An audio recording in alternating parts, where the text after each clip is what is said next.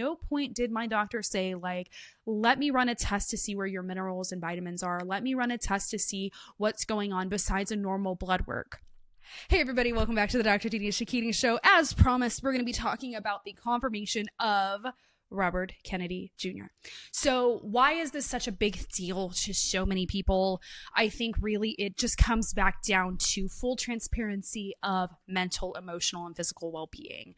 I know I've been watching some videos following him for a little bit, and one of the shocking things that everybody says is, wow, we're going to have someone who has struggled with addiction be our new person who's going to talk to us about health.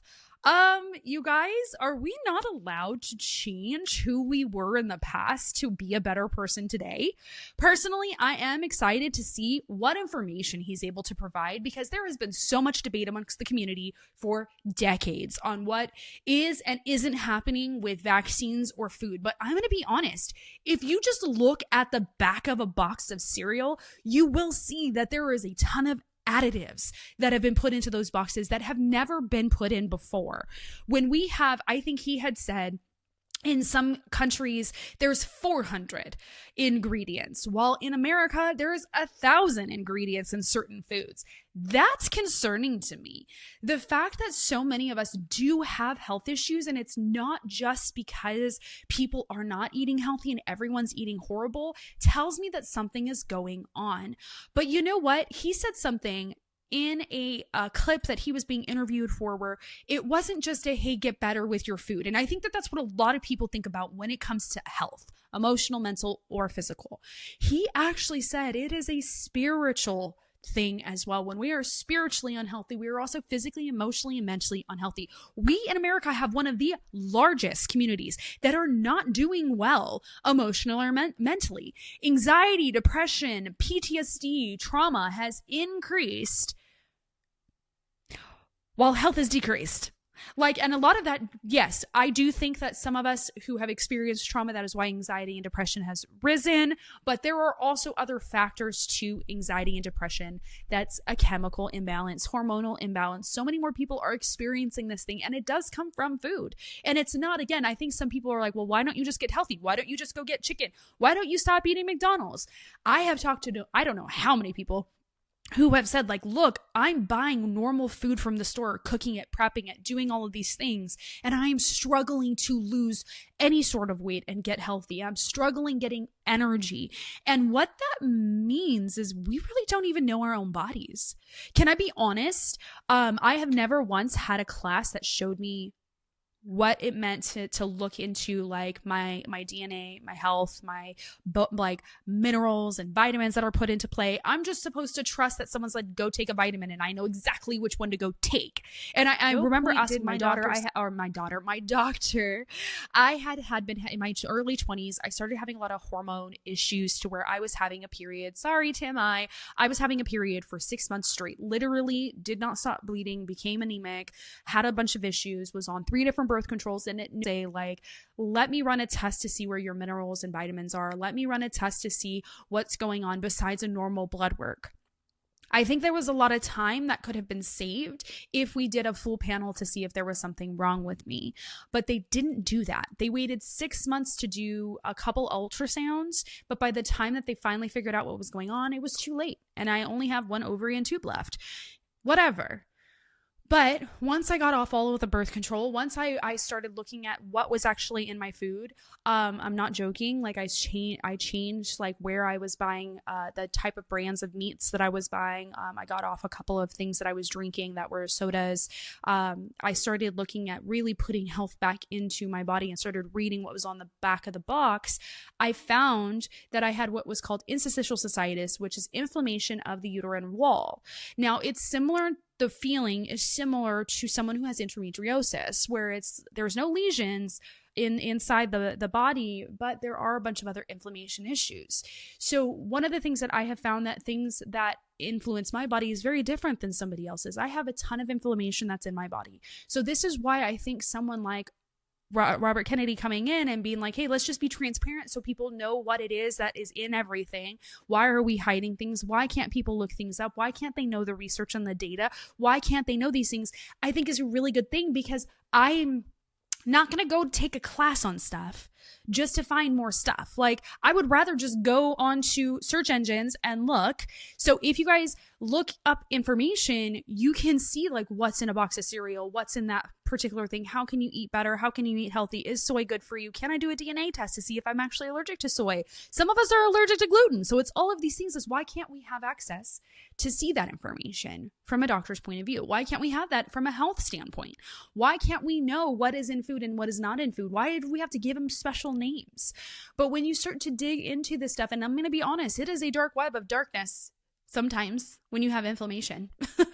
I have had inflammation issues since I was 20, like I said, with my period stuff, but then I also had lower back issues. I had pain in my knee after an injury. I would swell very quickly in my hip and my knee at 20, 22 years old, and it was just miserable pain. Now, to somebody else having sodas all the time, that's not going to impact them. But for me, what my body was doing so much more than that. It was absorbing the wrong things. And so 3 years ago, I actually did a hair test strand. You just take a piece of your hair, you send it in, and they do a whole test and say, here's some of the things that your body is actually going to be irritated by, or things your body is lacking in minerals and vitamins. And I found that what I was lacking in minerals and vitamins was not even turning my food into energy when I would eat it. So I had to take extra supplements to be able to help that. And I would have period pains and all of those things. And that's hard. But I think the reason why so many people are excited about this is because we finally have full transparency. We finally have, well, we will. We're hoping that there will be data upon data upon data that shows us what we can look for. More information. That is what so many people are happy for. That is what we want. And I know for myself, when I look at a box or I look at food and see what the ingredients is, and I have to pull out my phone to start looking up every single ingredient, it is stressful. And it makes me just be like, wow, how am I ever going to get healthy if I can't understand what's even in this? And that is something that I think is completely reasonable to ask for anybody. But this is why, like, mental health is so important, spiritual health is so important, physical health is so important, but also it's not just what we're putting in food wise, it's what we're putting in with music and TV and words and how we talk to ourselves. Those are also the same thing. So it comes back down to social media consumption too. I find that my anxiety is a little bit higher, and people are like, don't call it your anxiety, don't own it. Look, I have seasonal anxiety. I have depression sometimes. I have panic attacks sometimes. That's okay. What I find, though, is what makes those things increase is actually what I consume, not just in my food and what I drink, but in what I watch and what I listen to. And when I heard when Robert Kennedy was talking about this, he had said, like, you know, it's not just what we're eating, it's what we're consuming mentally, emotionally, and physically that is all playing a part into how we are going to feel. And he is so right. And you don't hear a lot of people talking about like that holistic side unless you're like, oh my gosh, you're nuts. Well, here or there. Everybody has a little bit of crazy, but I'd rather have crazy in the right ways. So when we're doing things, when we're looking into information, be very mindful, be very careful too, though. That this is also a caution that I have seen is that it is so easy in desperation to hook onto everything that it could be very dangerous in the long run when we're walking into the wrong things emotionally, mentally, and physically. We could actually overdo it in the gym. We could overdo physical fitness to an addiction standpoint where it's actually we're now hurting ourselves because we're under eating and overworking out. Like, it can be the same thing. So it's like we have to take everything in front of us with that information and say, hey, how can we be fully healthy? Being able to minimize the distractions for myself. I actually end up turning off social media notifications every once in a while when I'm like just doom scrolling. If I don't have the notification, I don't look. And so this is where it's sometimes turning those notifications off can actually help you with your emotional mental health. We actually have seen an increase in young adults and children who are utilizing social media. There is an increase in anxiety and depression. And we've even seen trends where on TikTok, there were things like Tourette's being over overdiagnosed, and then they find that it wasn't actually Tourette's. It was actually that they were consuming a bunch of things on TikTok and started to adapt to what they were looking at and started to react in that way. So we want to be very mindful of what we're putting into our body, our mind, and our soul. And we want to be able to really look at that information, sit back, sit with it, and see like what works for me doesn't work for somebody else sometimes. Someone else might be able to. I know for me, I can't consume a lot of different music. I have to have music that's more filling to my soul. And so there's times that I'll be listening to, my favorites like Kelly Clarkson or Carrie Underwood. And I'm like, why have I, it's been day 3 of not listening to worship music. And so now I'm going to go back to worship music to help soften my soul. But then there's also things like TV, like I can't sit there for long periods of time binge watching shows without starting to feel really agitated. So I need to get up and take a walk. How I feel though emotionally, mentally, and physically is how I'm going to perceive the world. So if I can make myself feel better and really pour that time into myself, I do see that I'm more present with people. I feel better about things. And I think that that's why so many of us are excited for full transparency with Robert Kennedy's stuff, is where he's like, hey, there's also these things with vaccines. There's these things with what's being put in our food. There's these things with all this stuff. Like, information is good. Transparency is great. And if we're able just to say like, okay, what is actually there? What am I actually doing? How does this impact me as an individual? That is something that I think everybody has the right to have access to. We have the right to have access to this information if we're being asked to do it.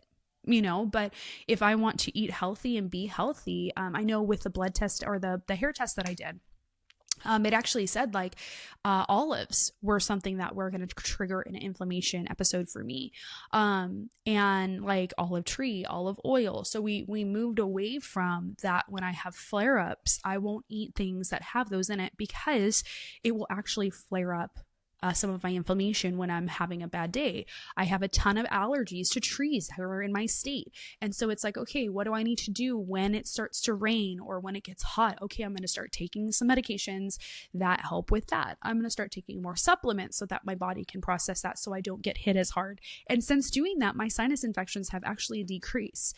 But then also, like, just going to be honest, like there was also this thing that I had to do where I had to get the nasal passages open because they had all closed. They had collapsed. So I had to go to the doctor and they had to go in my nose and they had to open up those little pores because that was what was actually causing my sinus infection. So it is one of those things that it's like, use the information for what you need to do and then go and do what you have to do to make it better. Sometimes that's going to be having to have a surgery where they go in and open the pores. Sometimes it's just going to be a supplement, but I haven't had sinus infections the way that I used to, adding all of those things together. But I have noticed when it's allergy season and I'm eating, the other thing that I found out that I'm more sensitive to is eggs. So I will reduce the amount of eggs that I am trying to consume. So that way, when I'm in a flare up, it's not as bad. I still eat them. I'm still good, but it helped me understand more of my body, which is different than somebody else's. Like, that's just the reality. So if you guys can understand and take the moment to say like, okay, what causes more anxiety for me? What causes more allergy issues for me? Am I drinking enough water? That is like the biggest thing that we can change in our life that has been drastic for migraines for me, is just drinking water. And am I taking care of myself holistically?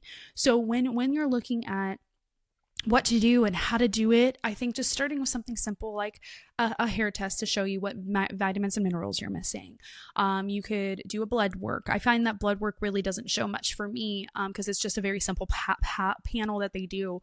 But the hair test was really good for me because it actually showed me like what my allergies were, some of the things that my body and my might process differently when it comes to like inflammation.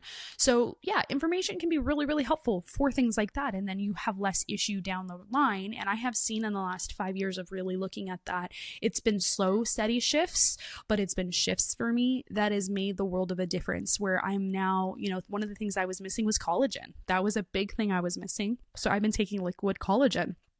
And I've been doing that since the summer of 2024. So since then, my period cramps have gone away. I don't have period symptoms. And that's insane to me because that has been my entire life. So it was like, wow, this is crazy. All I needed was collagen. And if it wasn't for this hair test, I wouldn't have known that that was what I needed. So remember that sometimes health isn't just about what you're eating. Health is also what you're consuming emotionally, mentally. So go out there, try to figure it out for yourself. Look at the information. If you guys need and have questions, let me know. Make sure to like, subscribe, and turn on notifications for this podcast.